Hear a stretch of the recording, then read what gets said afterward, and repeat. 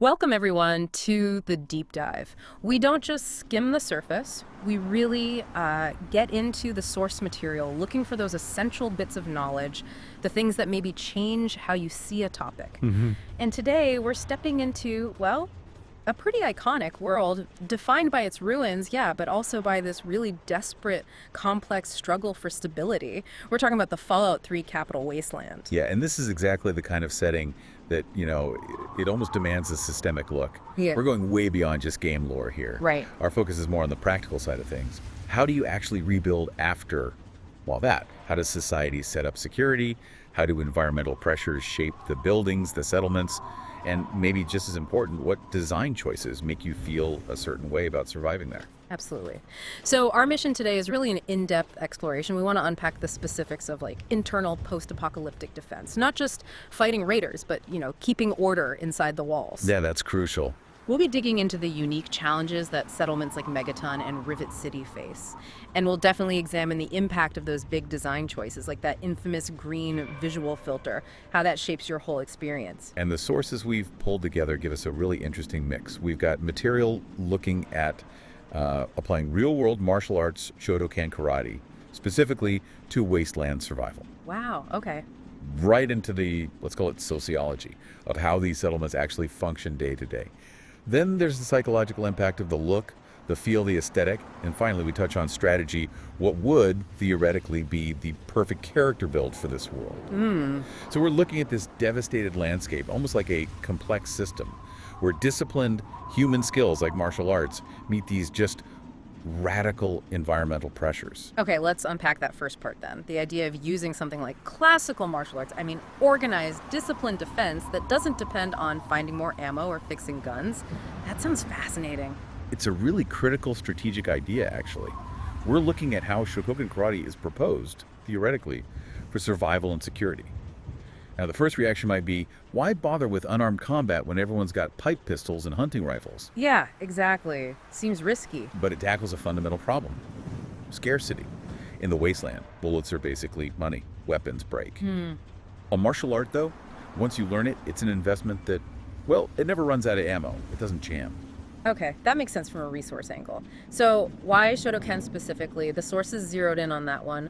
What makes it suited for this, bombed out hostile environment? That's a great question. Shotokan has some core attributes that are theoretically ideal for that kind of terrain. Unlike maybe some more fluid styles, Yeah. it really emphasizes extreme stability. Think deep stances, a low center of gravity. Right. And it relies on very direct, linear, powerful strikes. Think about where you're fighting. It's not a smooth dojo floor. It's broken concrete, rubble, twisted metal, uneven dirt. So those really deep stances, like the horse stance or the front stance, Kibadachi and kutsudachi, yeah. they aren't just for show or generating power in a traditional sense. They're about keeping your balance when the ground itself is trying to trip you up. Exactly. Stability isn't a bonus, it's step one. If you stumble on a piece of rebar sticking out, you're done. So you need that low center of gravity just to be effective. Okay. And the linear strikes, you mentioned that too. Right. That's about efficiency. Circular movements, big flowing techniques, they often need space, momentum, and they can burn a lot of energy. Shotokan's linear attacks, like a quick forward punch or a knife hand strike, oizuki, gakuzuki, you're designed to be fast, direct, energy conserving. Ah, okay. Less wasted motion. Precisely. All the force goes straight into the target. And critically, these are techniques you can still perform reliably, even if you're exhausted, injured, or frankly terrified. That focus on efficiency under duress, that's the key thing that bridges the gap from, traditional martial art to a practical wasteland security tool. I find the discussion on where you'd use this most revealing. Moving from the theory to, absolute necessity. Let's start at the most basic level, protecting kids in the settlements. Yeah, this really shifts the focus from just adult combat to, building a sustainable community. Settlements have to protect their future, right? Which means protecting children. So kids need some basic, repeatable defense skills. Now, dedicating resources, even just in instructor's time, it has to be worth it. Shotokan offers that structured curriculum. You can teach simple, effective blocks like an A-juke, an upward block, and quick counter strikes. So not turning them into mini ninjas necessarily. No, not at all. The goal is just to give them that crucial split second, enough to maybe break free and run if, say, a feral ghoul gets too close to the fence, or even dealing with an internal threat like someone trying to grab them. It's about escape and alert. But hang on, isn't teaching martial arts to kids, isn't that a huge investment? Time, focus? Couldn't those resources be better spent, I don't know, patching walls or scavenging for food? Is it really efficient, or is it a bit idealistic? That's a really fair challenge. The sources argue it is efficient, but in the long run, because it's scalable, it perpetuates itself. Unlike, say, building a turret that needs constant ammo and repair. Right. The knowledge of these techniques, once you establish that discipline in the community, it sticks around, it gets passed down. Plus, it teaches discipline, structure, a sense of shared capability. Yeah. These are intangible assets, right? They don't cost bullets, but they're essential for a community to hold together. It's thinking about security as like a social institution, not just guards with guns. Okay, yeah, that reframes it. That makes a lot more sense. Now let's talk internal security. This is where those non-lethal techniques really seem important. The source mentioned handling drunks in Megaton. That's specific. It's a perfect example of the difference between external defense and internal policing. Outside the walls, yeah, you might need lethal force against raiders. But inside Megaton, security is dealing with arguments, people messed up on chems or booze, maybe fighting over scarce resources. And living next to that giant unexploded bomb, I mean, the stress must be immense. Exactly. That's the ultimate source of background anxiety. Yep. So it's inevitable some people will crack or self-medicate or just lash out. Using deadly force inside the walls doesn't solve that. It actually makes things worse. It breeds resentment, depletes your workforce, creates feuds. It destabilizes the very community you're trying to protect. So the security team needs ways to control people, incapacitate them, without necessarily killing them. You need to subdue someone, maybe disarm them, stop a fight caused by that background stress, but keep them alive. Precisely. Stokin's focus on controlled, targeted strikes is relevant here. You train to use specific pressure points, techniques to break balance, precise strikes that can stun or disable someone without causing fatal injury. A quick hit to the solar plexus, maybe a joint lock applied correctly, it allows for restraint. This means security needs to switch mindsets, right? From kill the external enemy to control the internal disruption. That distinction is vital for Megaton to even function. And that idea of controlled, maybe even formalized, policing seems to really level up when we look at Rivet City, the aircraft carrier settlement. Here, the source talks about actual security guards using specific restraint techniques. Yeah, Rivet City is a whole different ballgame. It's basically the trade hub for the entire region. It's packed, enclosed, lots of different sections and decks. The security needs there are much more specialized. They're not just reacting anymore. They're probably following standard operating procedures, SOPs. Right. They're making arrests, mediating trade disputes that could turn violent. It's professionalized security. Because a random firefight on those cramped decks or down in engineering, that could be disastrous. Stray bullets hitting civilians, valuable cargo, maybe even punching a hole in the hull. The risk tolerance for uncontrolled violence has to be near zero. So the security force must rely heavily on non-lethal methods. Escort holds, joint locks, pain compliance, controlled takedowns. These aren't just general self-defense. There's specific skills for apprehending someone, maybe a thief, maybe someone starting trouble in the marketplace and removing them without escalating things into chaos. Okay. The discipline that comes with something like Shotokan provides a good foundation for training those kinds of high-stakes, close-quarters techniques. That connection between discipline, the martial arts training, and managing resources seems really strong. It's like once you have that training integrated, it's a security resource that never runs out, and it stops you from wasting precious ammo on bar fights. It's the ultimate sustainability lesson, in a way. Physical discipline becomes a resource multiplier. It saves lives, yes, but also saves bullets, saves weapon parts. It lets the community focus those finite physical resources on the really big threats outside the walls, the super mutants, the organized raider gangs, whatever else is out there. Okay, so let's shift focus a bit. We've talked about the techniques of defense, the how, let's talk about the where. Moving from the individual fighter to the structure of society itself, you need to get into the details of these settlements. They're like tiny, fragile city-states, really, and they play such a crucial role in the whole wasteland ecosystem. Absolutely, and the way they're built, the environment inside them. Yeah. It's not just background scenery. It's a direct reflection of their security problems and their whole philosophy on how to survive. And we absolutely have to start with Megaton. It's just iconic, early wasteland civilization cobbled together, and that defining feature, the giant unexploded atomic bomb right in the middle, It dictates everything about life there. Oh, completely. That bomb is this constant looming psychological weight. If you choose to live in Megaton, you're accepting this permanent existential risk. You can't fight it, you can't really run from it, it's literally the heart of your home. It has to create this weird mix of deep-seated anxiety, probably often pushed down, maybe a bit of fatalism, maybe encourages some people to live for the moment and others to become incredibly disciplined just to cope. And the town itself, built from scrap metal, salvaged parts just sort of bolted together around it, that must amplify the feeling of precariousness. For sure. Every bit of rusted metal, every pipe needs maintaining. The structural integrity is always questionable, so the community has to be tight-knit just to keep the place from falling apart, you know? Not just against raiders, but against rust and gravity, against entropy itself. And that kind of architecture, the scrap metal, Yeah, it has drawbacks, right? It's probably noisy, drafty, not exactly blast-proof. definitely vulnerable. Which brings us back to why those internal security issues, like the drunks we talked about, are such a big deal there. Imagine an impaired resident accidentally damaging a crucial support beam, or a brawl escalating and wrecking a section of wall. The physical instability means social instability is really dangerous. Megaton's survival depends just as much on disciplined upkeep and social control as it does on its outer defenses. Okay, so contrast that.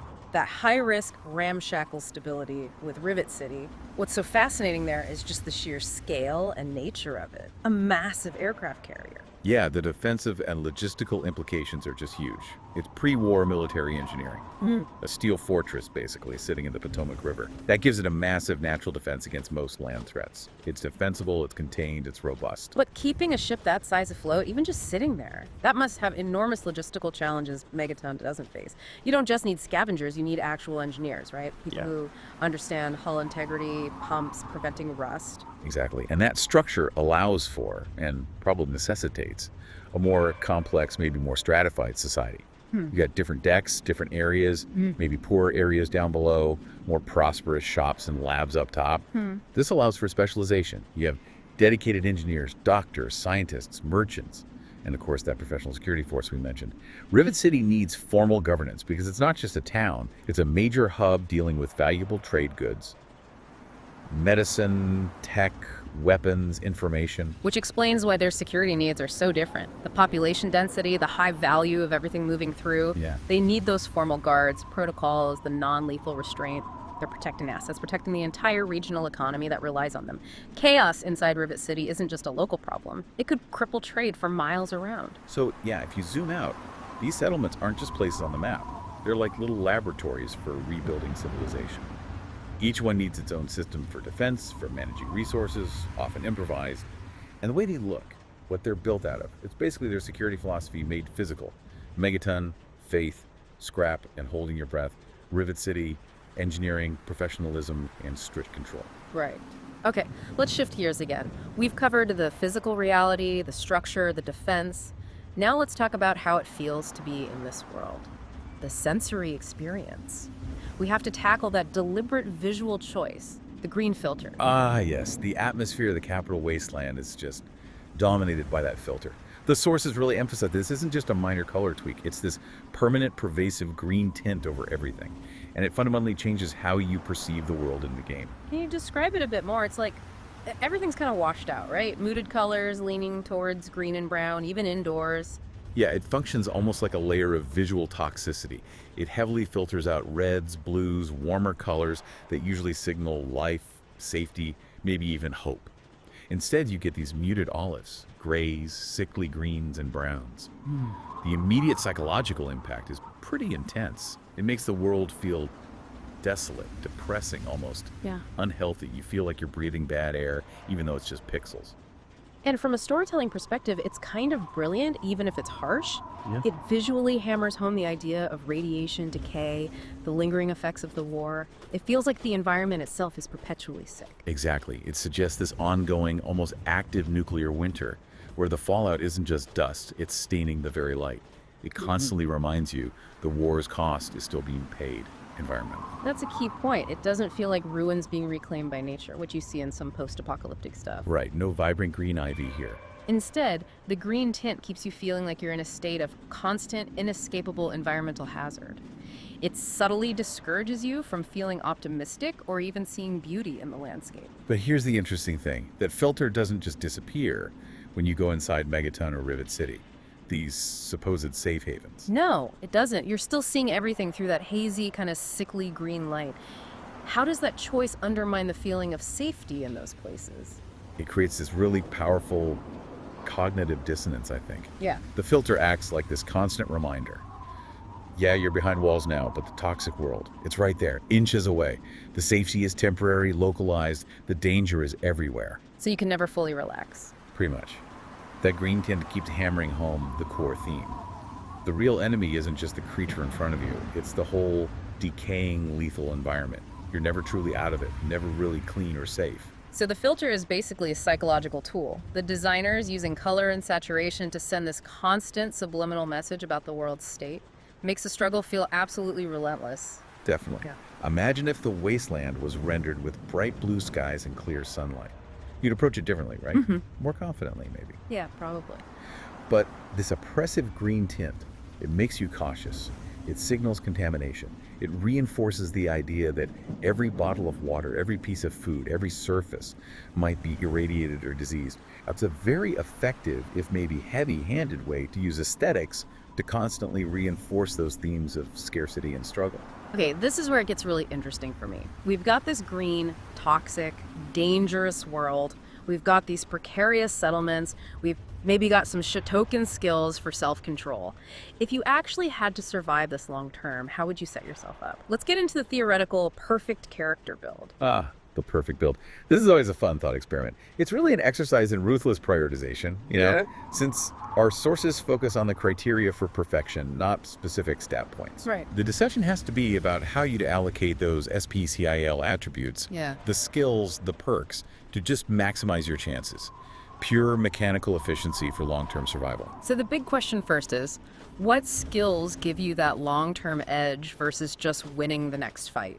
Because surviving the wasteland is definitely a marathon, not a sprint. Exactly. You have to balance immediate combat needs.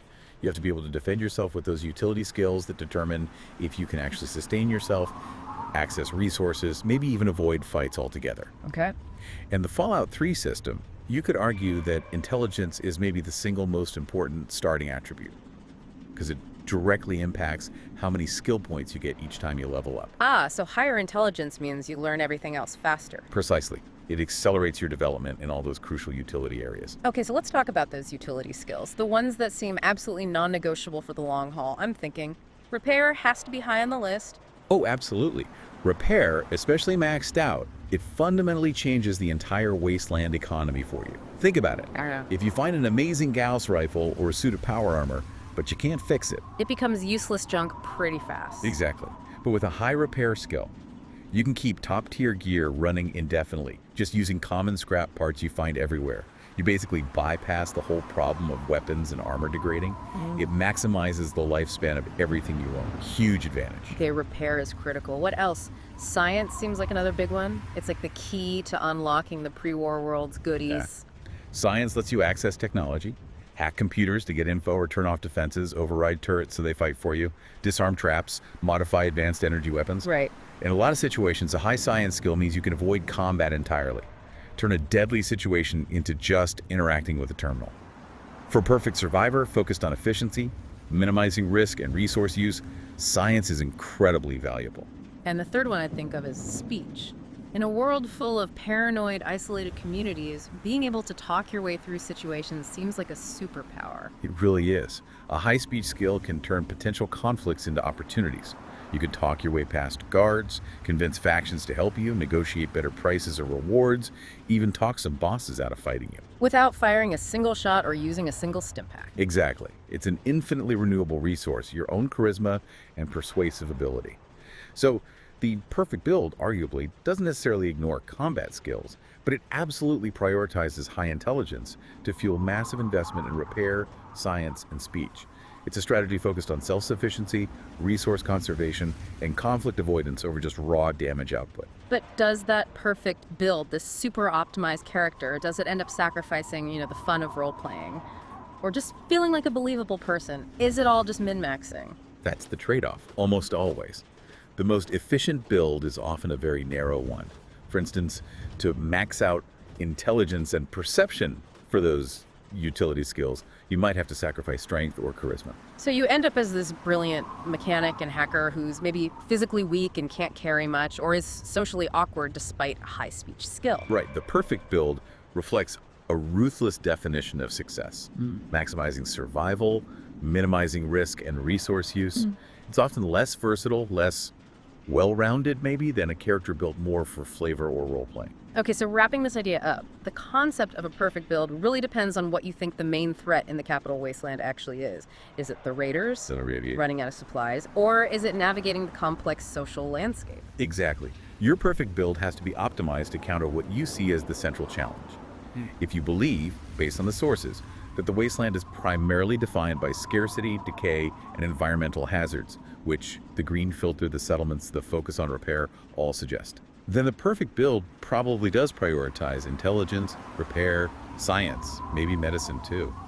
This kind of survivor isn't just finding more stuff, they're making the stuff they have last forever. They're bypassing dangers smartly. They don't just overcome problems, they engineer solutions to them. Wow, okay. This has been a really detailed journey. We went from like the mechanics of a single karate punch all the way up to the grand strategy of rebuilding civilization in ruins. Yeah, we covered a lot of ground, and we pulled out some key nuggets, I think. We saw how practical, non-lethal martial arts like Shotokan could be really necessary for internal policing, for keeping settlements stable without just resorting to violence. Right. And we analyzed how the specific places like Megaton with its bomb anxiety or Rivet City with its complex logistics, how their very structure dictates their security needs, especially that need for controlled restraint. And we definitely broke down that green filter, not just an aesthetic choice, but a constant psychological pressure, reminding you of the toxic environment. And finally, we landed on the idea that peak wasteland survival, theoretically, might mean prioritizing those utility skills, repair, science, speech, over just being the best shot. It's about long-term sustainability. The link between physical skills, the environment's design, and your overall survival strategy. Yeah. It's incredibly complex. It seems the safest places aren't necessarily the ones with the biggest arsenals. Maybe they're the ones with the best internal discipline, the best maintenance, the most self-control. That really nails it, I think. Survival in this world, genuine long-term survival, isn't just about applying force. It's about control. Controlling resources, controlling your environment where you can, and maybe toughest of all, controlling yourself under that constant pressure. Which leads us perfectly into our final thought for you, the listener, to think about. Given this recurring theme, this strategic emphasis on controlled restraint from Shotokan for internal disputes to the formal security in Rivet City, what kind of ethical framework does a perfect survivor need? How do you maintain your humanity? How do you build something lasting when the world around you is so brutal, but brute force isn't always the best answer? Yeah, the ability to choose non-lethal force, to choose control over destruction. It might feel like a luxury sometimes in that world, but maybe, just maybe, it's actually a long-term necessity if you want to build more than just a temporary hideout, if you want to foster a community that can actually last. That choice, perhaps, between being just a warrior surviving day to day and being a steward trying to rebuild something better. That's a great way to put it. When do you fight and when do you build? That the perfect survivor has to figure that out. We hope you enjoyed this deep dive into the systems and feel of the Capital Wasteland. We'll see you next time.